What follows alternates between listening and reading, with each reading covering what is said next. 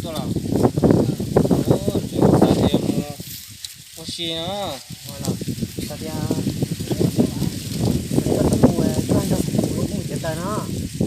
不知道苦没？不知道苦没？ก็สาจะเจอเรามาในมัว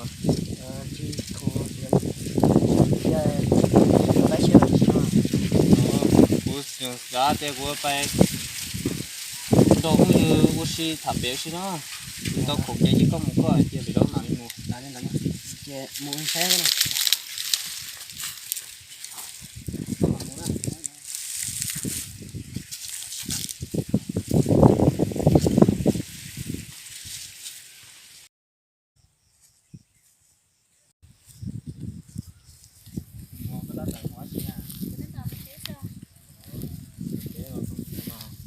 Đây một tao nè. Đây một chả coi lên cái tao luôn á. Coi lên cái tao luôn chứ nó con đó chỉ muốn lên đó có một á. Cái đó cũ tao lấy cái ông mà phải tự sao? Chụp bộ nó từ đâu đó bị bòn tới sự mà.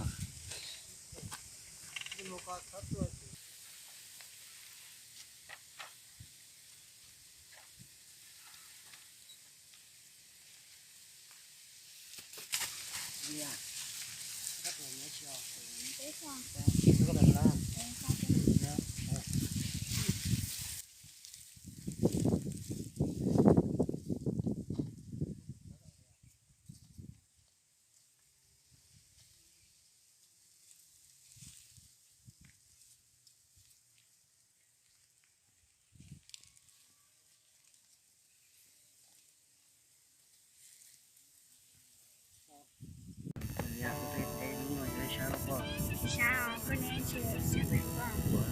Sao giống như có những người sao cũng chỉ phải sao đâu.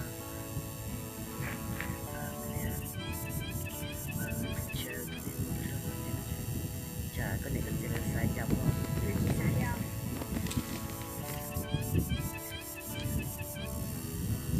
Chả nên là xong cái nào bị sao thì chỉ có nên nhớ gì đâu. Nó cứ giặt nào là chỉ thằng cái công nhà. Như thật cũng chẳng ăn. Nhưng mà chẳng thế nào.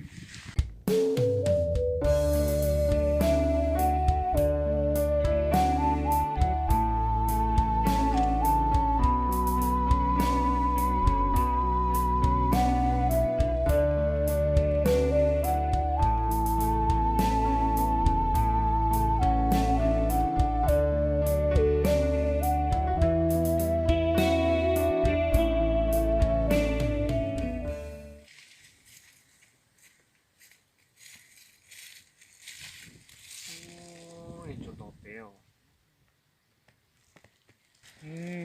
Cái mùa này. Dạ của tiền tiền tao nó có tiếng kia tiền có tôi chỉ tôi sợ. Tôi lấy hướng con này chỉ cả cũng còn có một té đi.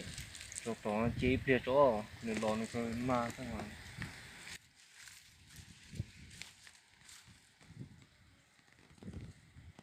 Lili cái gì cũng chả giò. Lên đó mà đi chặt tuần đấy thì chống đủ đó. Chống tất cả.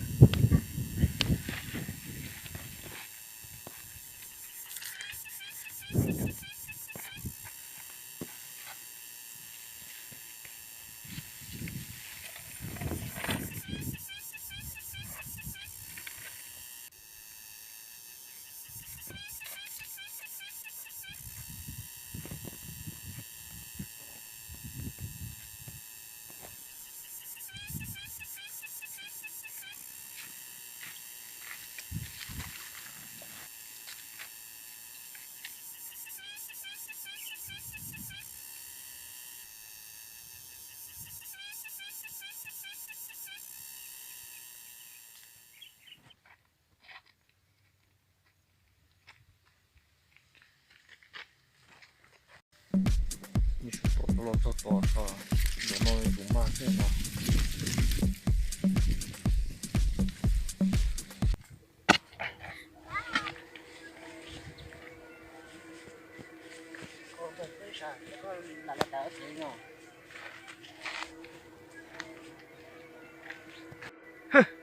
Không hiểu chỉ tao chưa đâu, giờ có chỉ tao cái chỉ tao không có lọ. Không hiểu cái hai đấy chỉ có chỉ tao tao lên. Mà lì lo tao nó. to có chỉ cần đồ của một tê vì con thôn chỉ một nón mù này bây giờ 是，你是在啥地啊？你那能不能叫那个在啥里？不意思啊。 một cú có đây thì có một chiếc tàu này có trên thì có tỉnh trong con nó chia số bây giờ bà xe mới đã chịu mà thằng con cái xe chỉ sao chưa đâu 就那哈，不用跟我讲。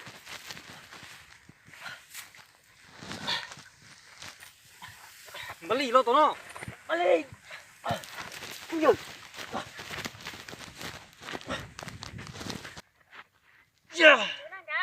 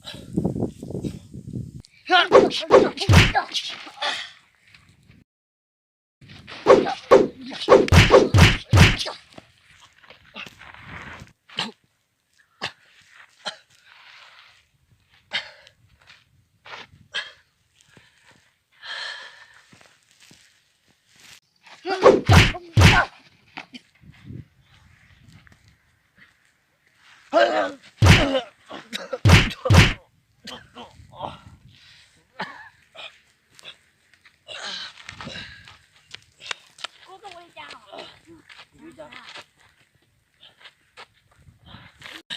这样。